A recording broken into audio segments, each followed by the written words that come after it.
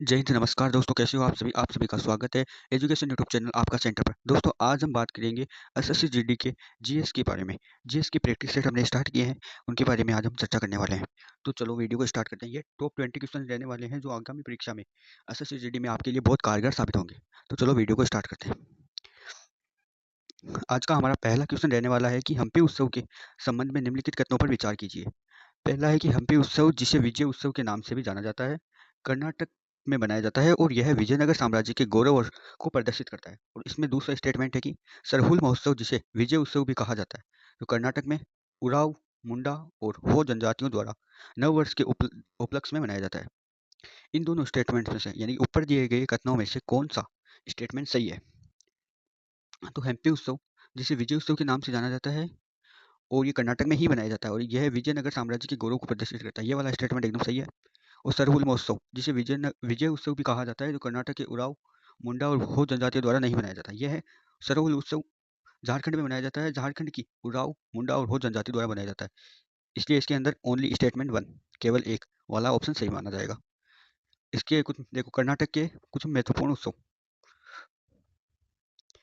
जिसमें है कंबाला, जिसे भैंसा दौड़ भी कहा जाता है, मूंगफली उत्सव, हुथरी, कोडवा, जो कोडवा समुदाय द्वारा बनाया जाता है, करगा, गोम्बे हब्बा और मैसूर दशहरा। मैसूर कहाँ पे है? कर्नाटक में, इसलिए आप अंदाजा लगा लेना कि ये कर्नाटक में। और पट्टदकल उत्सव, ये भी कर्नाटक में मनाया जाता है। केलपोद, ये भी कर्नाटक में कोडवा जनजाति द्वारा बनाया जाता है।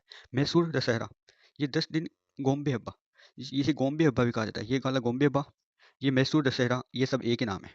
ये एक ही नाम है सबके, ये एक ही चीज़ है, तीनों अलग अलग नामों से जाने जाते हैं।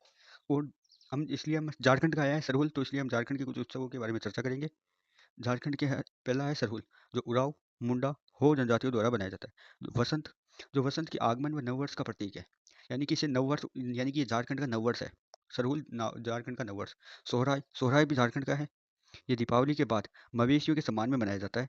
और जावा, ये अविवाहित लड़कियों द्वारा और रोहिणी, वंदना, भक्ता पर्व, हल्ला पुनः, ये सब कहाँ के? ये झारखंड के।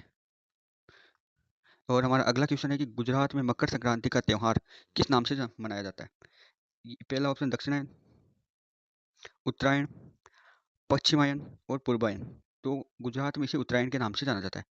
उत्तरायण, इसे अंतर्राष्ट्रीय पतंग उत्सव भी कहा जाता है। ये कहाँ पे गुजरात द्वारा बनाया जाता है? कब से? ये कब से मनाने लग? यह है 1989 से मनाया जाता है। और गुजरात के प्रमुख मेले कौन कौन से हैं? मोढेरा उत्सव, माधवपुर मेला उत्सव, ये भी गुजरात में, ये भगवान कृष्ण और रुक्मणी से संबंधित है।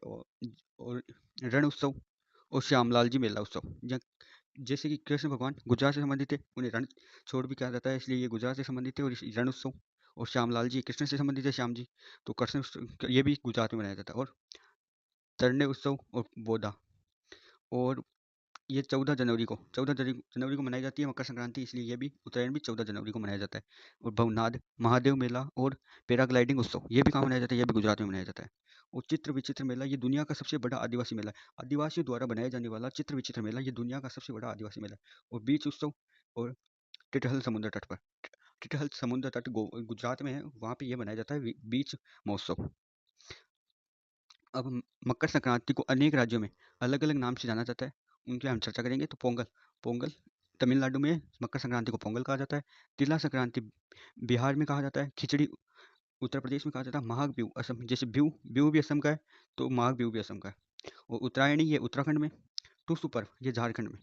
मकर संक्रांति को टुसु पर्व कहा जाता है झारखंड में। माघी कहा जाता है हिमाचल प्रदेश में। और कन्नुमा कहा जाता है तेलंगाना में। और मकर बिल्लू क्या कहा जाता है? केरल में। ठीक है, चलो आगे, अगला क्वेश्चन। कर्नाटक संगीत के निम्नलिखित रूपों का उनके सही विवरणों से मिलान कीजिए। वर्णम, ए है वर्णम, बी कृति, सी स्वरजति और डी गीतम।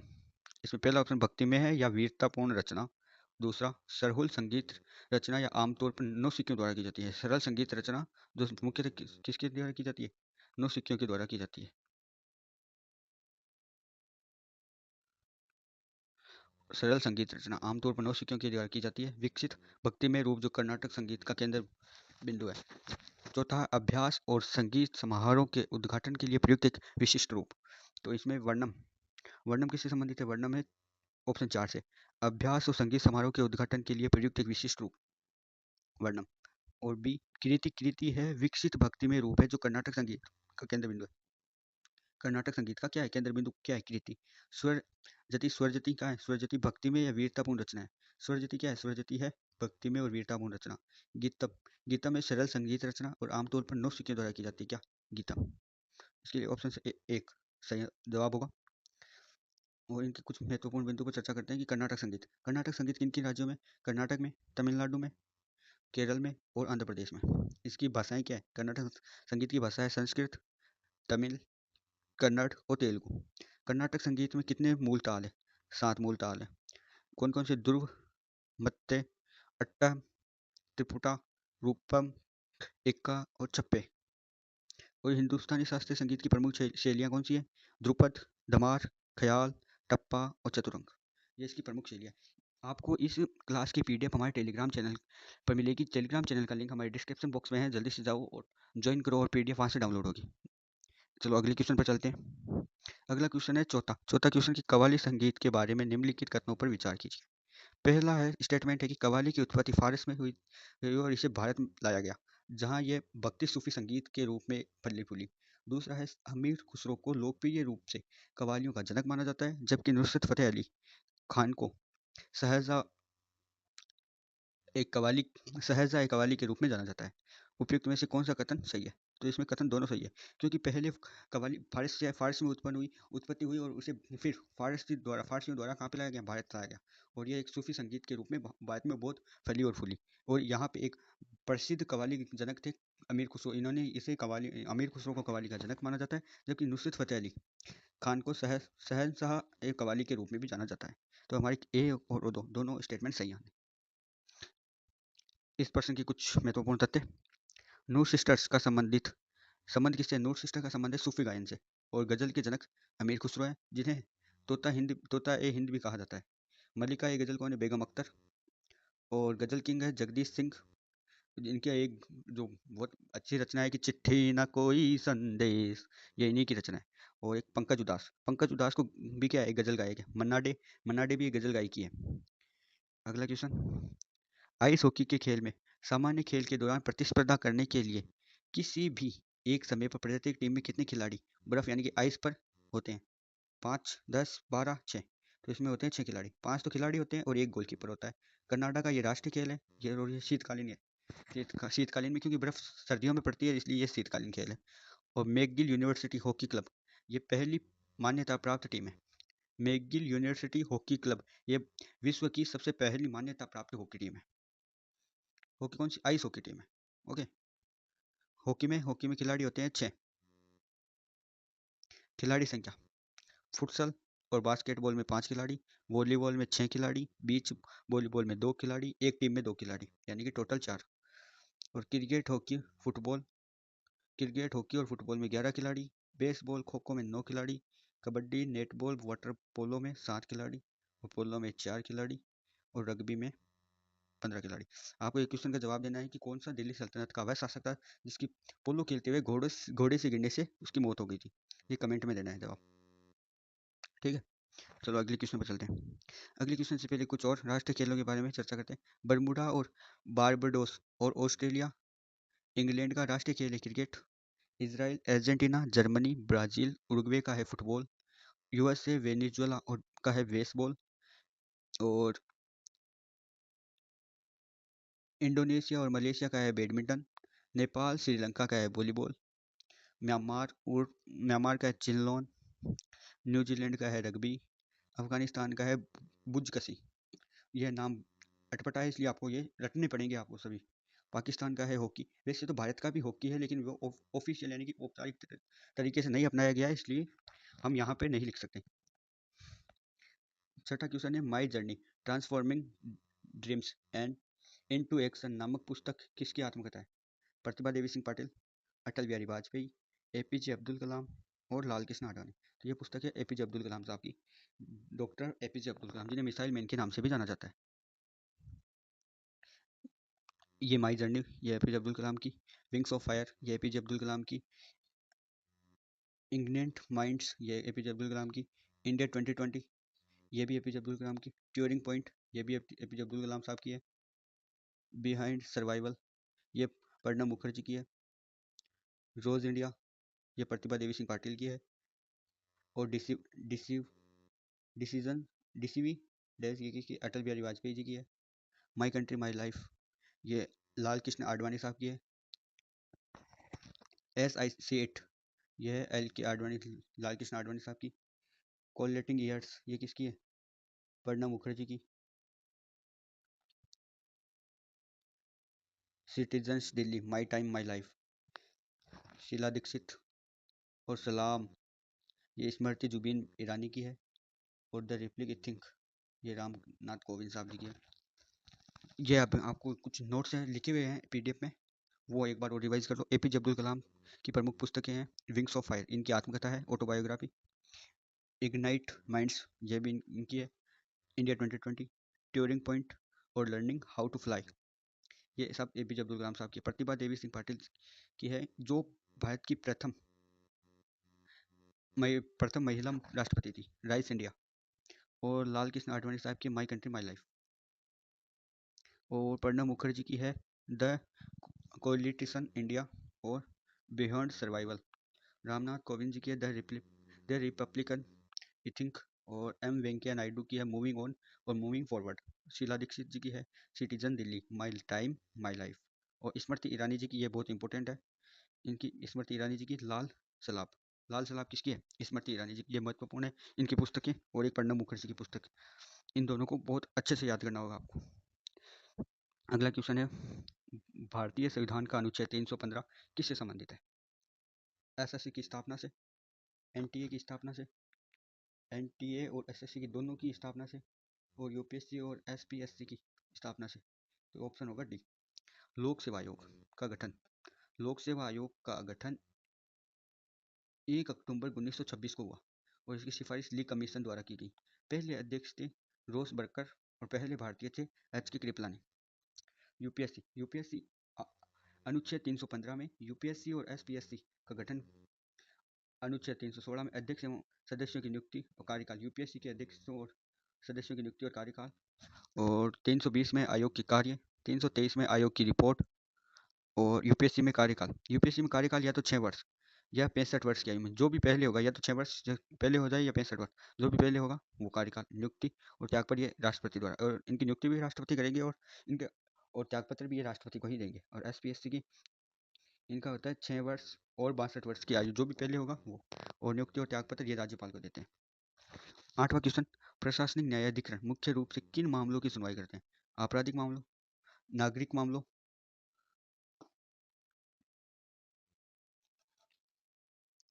और लोक सेवकों की भर्ती, और सेवा शर्तों से संबंधित विवाद, और डी पर्यावरण संबंधी मामले। ये प्रशासनिक न्यायाधिकरण अनुच्छेद 323 में है, और अधिनियम 1985 में केंद्र और राज्य के प्रशासनिक न्यायाधिकरण और स्थापित किए गए हैं।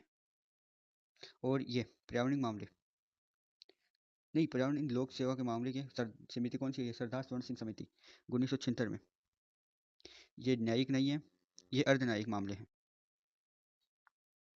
राष्ट्रीय हरित अधिकरण NGT एक्ट अधिनियम 2010 में आया, स्थापना 18 अक्टूबर 2010 में हुई, और मुख्यालय नई दिल्ली में, और पर्यावरण संबंधी मामलों की सुनवाई।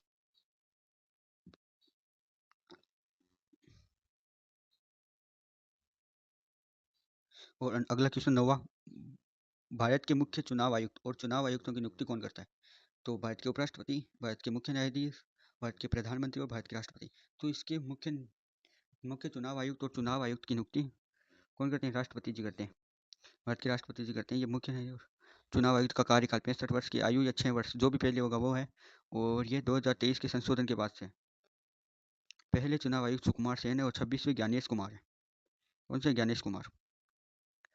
आर्टिकल अनुच्छेद 324, चुनाव आयोग की स्थापना और शक्ति, चुनाव आयोग का स्थापना, चुनाव आयोग की शक्ति और चुनाव आयोग के कार्य हैं।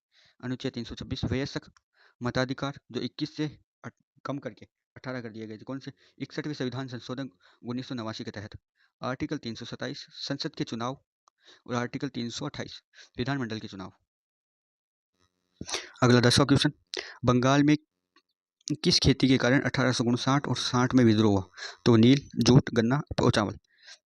जब नील की खेती एक बार खेत में की जाती है तो अगले 4 से 5 वर्षों तक वो भूमि अपना उपजाऊपन खो देती है, जिस कारण किसानों से इस खेती को करने से अंग्रेजों को इनकार कर दिया, जिस कारण ये विद्रोह हुआ और इस विद्रोह का नेतृत्व दिगंबर विश्वास और विष्णु विश्वास द्वारा किया गया। ये चुआड़ विद्रोह कहाँ पे, बंगाल में हुआ। 1768 में भील विद्रोह खानदेश महाराष्ट्र में हुआ और 1818 से 1848, और कोल विद्रोह छोटा नागपुर पठार, और 1831 से 1832 में रंपा विद्रोह आंध्र प्रदेश, 1879 दूसरा रंपा विद्रोह 1922 से 1924 में अल्लूरी सीतारामन राजू इनके नेतृत्व में हुआ और आंध्र प्रदेश में। और मुंडा विस्वा विद्रोह अलगुलान में, मुंडा विस्वा मुंडा इसी से संबंधित, छोटा नागपुर में 1899 से 1900 में।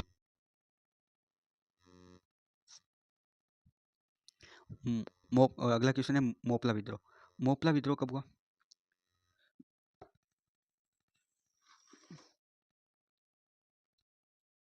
अगला क्वेश्चन है मोपला विद्रोह। मोपला विद्रोह किन वर्षों के बीच हुआ था? 1917 से 1919, 1923 से 1924 और 1921 से 1922, 1914 से 1915। जिसका ये हुआ था 1921 से 1922। इसका पहला चरण मोपला विद्रोह का पहला चरण 1936 से 1900 नहीं 1836 सॉरी 1836 से 1854 में हुआ और कोंडूर कुंजा अहमद हाजी के नेतृत्व में किया गया। और इसका दूसरा चरण 1922 से 1921 से 1922 में अल मुस्लिहार नेता थे इनके, और इसका क्षेत्र था मालाबार कहाँ पे, केरल में। और किसान विद्रोह विजोलिया वाला किसान विद्रोह राजस्थान में, और पाबना आंदोलन बंगाल में, और रामोसी महाराष्ट्र में। एका आंदोलन मदारी पासी उत्तर प्रदेश में, जिसे उस समय संयुक्त प्रांत के नाम से जाना जाता था, और 1921 से 1922 में हुआ। अगला 12वां क्वेश्चन, फिलीपींस और वियतनाम के बीच निम्नलिखित में से कौन सा सागर स्थित है? वियतनाम और फिलीपींस के बीच में कौन सा सागर स्थित है? तो फिलीपींस सागर, पूर्व चीन सागर, दक्षिण चीन सागर या सेलेबिस सागर। तो इन दोनों के बीच में है दक्षिण चीन सागर। दक्षिण चीन सागर स्थित है पूर्वी मलेशिया और पश्चिमी मलेशिया के बीच। पूर्वी मलेशिया और पश्चिम मलेशिया के बीच बाब अल मदेब जो जोड़ता है कि जो माल बाब अल मदेब की कौन दो सागरों को जोड़ता है? लाल सागर और अदन की खाड़ी को जोड़ता है, यमन और जिबूती के बीच स्थित है। कौन सा? लाल अल मदेब। और मलक्का जल संधि जोड़ती है किसको? अंडमान सागर को दक्षिणी चीन सागर से। और किन देशों के बीच में? ये मलेशिया और इंडोनेशिया के बीच में।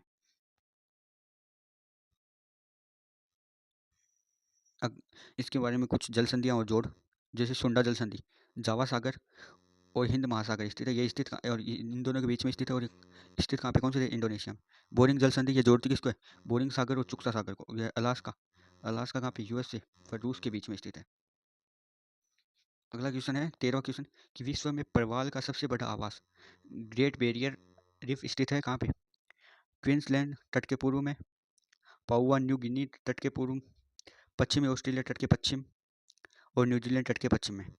तो यह है क्वींसलैंड तट के पूर्व में, और न्यूजीलैंड यह विश्व की सबसे बड़ी मूंग की चट्टान प्रवाल भित्ति है।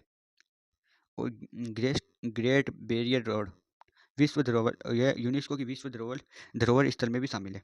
इसकी खासियत क्या है? ये 400 प्लस कोरल प्रजातियां पाई जाती है और 1500 प्लस मछलियों की प्रजातियां भी इसके अंदर पाई जाती है। इसके कुछ महत्वपूर्ण तथ्य। प्रवाल भित्तियों के प्रकार। प्रवाल भित्तियों कितने प्रकार? 3 प्रकार की होती है। तटीय प्रवाल भित्ति, एटोल प्रवाल भित्ति और अवरोधक प्रवाल भित्ति। जैसे एग्जाम्पल ग्रेट बैरियर रीफ। अगला क्वेश्चन 14वां क्वेश्चन, क्षेत्रफल की दृष्टिकोण से हिंद महासागर के निम्नलिखित द्वीपों में से कौन सा सबसे बड़ा द्वीप है? जांजिबार, सेशल्स, मेडागास्कर और मॉरिशस। तो सबसे बड़ा द्वीप है मेडागास्कर द्वीप। जो विश्व का सबसे बड़ा द्वीप कौन सा है? ग्रीनलैंड है, जो आर्कटिक महासागर में स्थित है। और जो किसका है? ये किसके अधीन है? ये डेनमार्क का स्वायत्त क्षेत्र है, और इसकी राजधानी कोपेनहेंगर है। और ग्रीनलैंड की राजधानी, ये तो डेनमार्क की राजधानी कोपेनहेंगर, और ग्रीनलैंड की राजधानी है नूक। प्रमुख द्वीप है नॉर्थ आइसलैंड,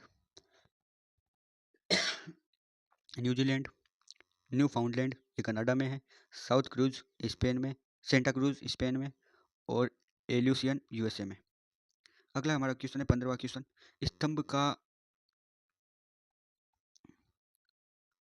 स्तंभ का उनके विवरण से मिलान कीजिए। स्तंभ ए और स्तंभ बी। पहला है कि ए मांग का नियम, ऑप्शन बी घटते सीमांत उत्पाद का नियम, और ऑप्शन सी परिवर्तनशील अनुपात का नियम। इसमें स्तंभ बी में पहला ऑप्शन है एक निश्चित बिंदु के बाद बढ़ती हुई आगत सीमांत उत्पाद में गिरावट आती है। दूसरा है आय बढ़ने पर मांग और कीमत विपरीत दिशाओं में चलती है। और तीसरा है सीमांत उत्पाद शुरू होने से इनपुट उपयोग के साथ बढ़ता है फिर गिर जाता है। तो इसमें एक का होने वाला है दो, आय बढ़ने की मांग, आय बढ़ने का मांग और कीमत विपरीत दिशाओं में चलती है। इसमें ए में दो है, ये तो दो एलिमिनेट हो गए, तो बचे दो। तो अगला है बी। बी का है पहला वाला, एक निश्चित बिंदु के बाद बढ़ती हुई आगत सीमांत उत्पाद में गिरावट आती है।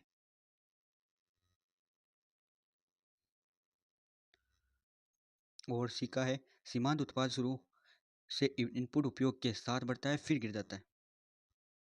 ये इसका ऑप्शन सही है, डी। डी ऑप्शन बिल्कुल सही है। चलो अगले क्वेश्चन पर चलते हैं।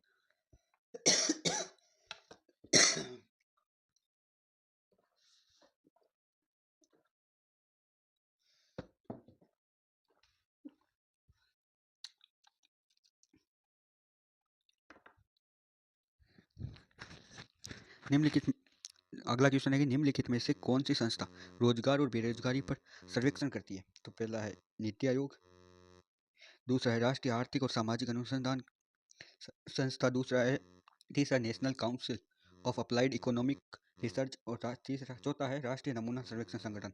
तो इसका आंसर होगा चौथा, राष्ट्रीय नमूना सर्वेक्षण NSSO।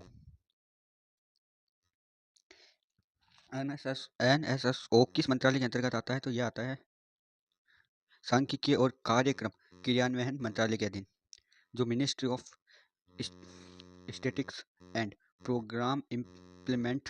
ये बेरोजगारी दर का सूत्र क्या है, बेरोजगार बटा कुल श्रमिक बल, कुल श्रम बल है, उसी के अंदर से जो बेरोजगार है और उन्हें गुना कर दो 100 से, तो कुल होगा कुल श्रम बल बराबर बेरोजगार और प्लस रोजगार, दोनों का अनुपात आपके सामने आएगा।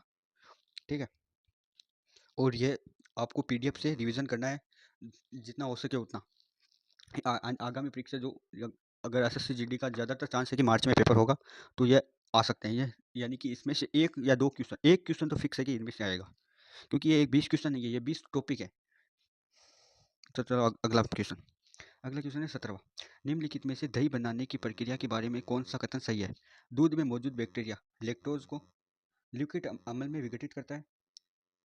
दूसरा स्टेटमेंट है कि लैक्टिक अम्ल का उत्पाद दूध में पीएच मान को कम कर देता है और इसका दही बनाने के लिए स्कंदन करता है। और तीसरा है दही और योगार्ट पर्यायवाची हैं और इनकी बनावट और स्वाद बिल्कुल एक जैसा होता है। नहीं, ये लास्ट वाला गलत है, बाकी दोनों सही है। तो इसमें होगा केवल कथन 1 और 2 सही है, तीसरा वाला गलत है। ठीक है, अब देखो इससे संबंधित कुछ महत्वपूर्ण तथ्य हैं। खाद्य पदार्थ और उनमें मौजूद अम्ल, जैसे टमाटर, अमरूद और पालक में होता है ऑक्सेलिक अम्ल। नींबू और संतरा में होता है स्ट्रिक अम्ल। चींटी और मधुमक्खी के डंक में होता है फार्मिक अम्ल। और इमली, अंगूर, कच्चा आम, इसमें होता है टार्टिक अम्ल। और खाद्य पदार्थ और उनमें मौजूद अम्ल, सिरका और शराब, इसमें होता है एसिटिक अम्ल। सेब, मेलिक अम्ल, ये इंपॉर्टेंट है, ये याद करना है, याद तो सभी करने हैं लेकिन इन पर थोड़ा ज़्यादा ध्यान देना है। चाय, इसमें टेनिक अम्ल। घास, बेंजोइक अम्ल, ये भी इंपॉर्टेंट है। और मक्खन में होता है ब्यूट्रिक अम्ल। जो भी मक्खन खाएगा वो ब्यूटीफुल हो जाएगा, ये से याद कर लेना इसको। ओके, अगला है सरसों में है एरुसिक अम्ल और मूत्र और यूरिक अम्ल, ये इंपॉर्टेंट है। और ये इंपॉर्टेंट नारियल लारिक अम्ल, इसमें भी दिए इसमें भी दिए, इसे याद कर लेना। ठीक है, इनका 3 बार रिवीजन करना, ये टास्क है आपका। इन जो भी महत्वपूर्ण तथ्य दिए गए हैं प्रश्नों के बाद में उनका सबका 3 बार रिवीजन करना है, तो ये आपको कंटेस्ट याद हो जाएंगे। 18वां क्वेश्चन, गति और उनके उदाहरणों के संबंध में गलत युग्म की पहचान कीजिए। जैसे स्थानांतरित गति, जैसे कोई चट्टान है और चट्टान से बॉल गिर रही है, यानी चट्टान से गिर रही है गेंद, ये कौन सी स्थानांतरित गति। आवर्त गति, घड़ी की सुइयां यानी कि इधर से जाती है वापस आती है, फिर इधर से जाती है वापस आती है, तो ये आवर्ती कर रही है बार बार, आवर्त गति। दोलन गति, पृथ्वी की सूर्य के चारों ओर घूमना, ये दोलन गति नहीं है, दोलन गति नहीं। पृथ्वी सूर्य के चारों ओर घूमना, ये कौन सी गति है, ये वर्तीय गति। और घूर्णन गति, पंखे के ब्लेड्स घूमना और पृथ्वी का अपने एक्स पर ही घूमना, ये घूर्णन गति होती है। ठीक है, तो इसमें गलत ऑप्शन है दोलन गति, ये सही ऑप्शन है दोलन गति, पृथ्वी का सूर्य की चारों ओर घूमना। तो इसमें क्या गलत युग्म पहचान की थी, ये वाला गलत युग्म है। कुछ महत्वपूर्ण तथ्य, जैसे ऑप्शन 1 स्थानांतरित गति, रेखीय गति, सीधी सड़क पर चलती कार, चट्टान से गिर रही एक गेंद, प्रक्षेप्य गति है। और घूर्णन गति क्या है, अक्ष पर घूमना, घूमता पहिया और घूमता हुआ पंखा और अपनी अक्ष पर घूमती हुई पृथ्वी, दोलन गति, आगे पीछे दोहराना। पेंडुलम, झूला, कंपन और हुई कंपन होती तार। जैसे झूला ये तो झूला ऐसे जाएगा, फिर ऐसे आएगा, फिर जाएगा, फिर आएगा, फिर जाएगा, फिर आएगा। ये कौन सी है? ये दोलन गति है। आगे आवर्त गति, आगे आवर्त गति समय के साथ दोहराई जाने वाली प्रक्रिया। तरंग गति, ग्रहों की कक्षा और घड़ी की सुइयां। जैसे ये घड़ी है तो इधर से जाएगी वापस आएगी, 1 घंटा 2 घंटा 3 घंटे से ये घूर्णन करती है। मतलब ये आवर्ती होती है, वापस रिपीट होती है, तो ये आवर्त गति है। 1900 क्वेश्चन है, निम्नलिखित में से कौन सा हार्मोन आपातकालीन परिस्थितियों में प्रति हमारी प्रतिक्रिया को सक्षम बनाता है? तो वो कौन सा है? थायरिन, थायरोक्सिन, ऑक्सीटोसिन, टेस्टोस्टेरोन और एंड्रेलिन। एंड्रेलिन है जो हमारी आपातकालीन परिस्थितियों में प्रति हमारी प्रतिक्रियाओं को क्या करता है? सक्षम बनाता है। इसके महत्वपूर्ण है, इसे क्या कहा जाता है? इसे लड़ो या उडो हार्मोन भी, फाइट और फ्लाइट हार्मोन भी कहा जाता है। थायरोक्सिन को ये चयापचय मेटाबॉलिज्म को नियंत्रित करता है और हृदय की धड़कन को प्रभावित या उत्तेजित करता है। ऑक्सीटोसिन ये स्तन ग्रंथियों से दुग्ध स्राव और प्रसव के समय गर्भाशय को क्या करता है? संकुचन में सहायता करता है। और टेस्टोस्टेरोन ये पुरुष जनन अंगों को विकास करता है। और एड्रेनलिन ये अधिवक ग्रंथि से स्रावित होता है। और प्रोजेस्टेरोन गर्भावस्था बनाए रखने के लिए सहायता होता है। इन सभी को आपको रटना है, ये समझने वाली इनमें कोई चीज़ नहीं है। इन सबको आपको क्या करना है? रटना है इन सबको आपको, यानी 2-3 बार रिवीजन करना है तो आपको अपने आप याद हो जाएगा। मेटाटोनिक सोने व जागने को चक्र को नियंत्रित करता है। तो आप जागना किस समय, सोना किस समय, और ये क्या कौन करता है? ये इस चक्र को नियंत्रित कौन करता है? मेलाटोनिक। और एस्ट्रोजन स्त्रियों के प्रजनन अंगों के विकास और द्वितीयक लैंगिक लक्षणों में सहायक। और आप आज का 20वां और अंतिम क्वेश्चन है कि नृत्य कला निधि पुरस्कार 2025 से किस भरतनाट्यम कलाकार को सम्मानित किया गया है? तो इसको आप कमेंट के अंदर बताना है कि भरतनाट्यम कौन से राज्य से संबंधित है। तो इसका आंसर होगा कौन सा? उर्मिला सत्यनारायण। उर्मिला सत्यनारायण को नृत्य कला निधि पुरस्कार 2025 से सम्मानित किया गया। ये कहाँ की है? ये मद्रास संगीत अकादमी की इसकी स्थापना 1927 में की गई है। तो आज का आपका क्वेश्चन कमेंट में क्वेश्चन बताना है कि भरतनाट्यम शास्त्रीय नृत्य किस राज्य से संबंधित है और इसके यानी कि जनक कौन माने जाते हैं। ठीक है, और ये हमारा नया चैनल है, हमने अभी ही 1-2 वीडियो ही लॉन्ग में अपलोड किए हैं। आप सपोर्ट करें, ज़्यादा से ज़्यादा शेयर करें वीडियो को, और वीडियो को लाइक करें और चैनल को सब्सक्राइब करें। धन्यवाद।